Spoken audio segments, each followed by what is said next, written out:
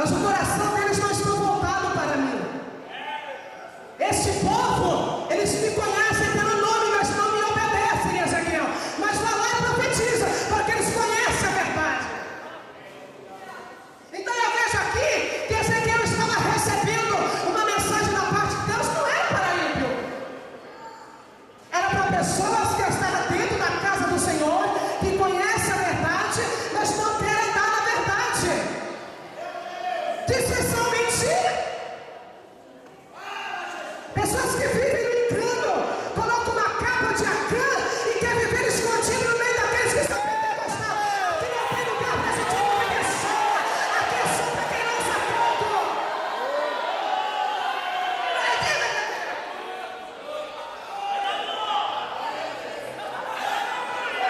Pode dizer uma coisa, Ezequiel, esse povo me conhece, rapaz, mas não me obedece.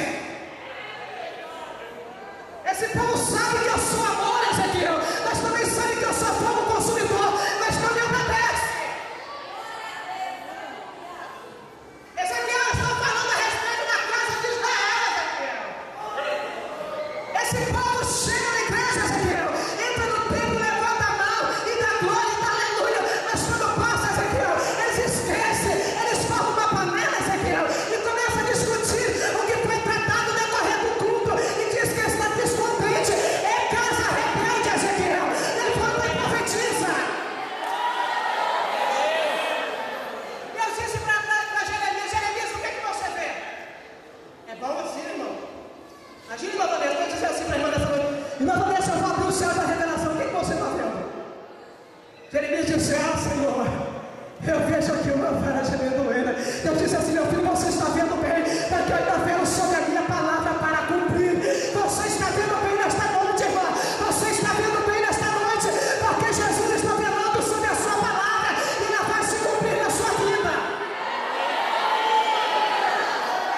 Agora aqui no capítulo 37, Deus coloca Ezequiel numa outra situação. Quando Deus estava mostrando, sabe aqueles pecados camuflados, ele dizia: não vou. E Deus vinha, juntava para o cabelo, jogava para lá, assoprava, vai, rapaz, porque eu estou mandando. Existem profetas, meu covarde, que precisa, pastor Vanderlei, Deus fazer isso. Existem irmãos que Deus manda ele e ele não vai, precisa Deus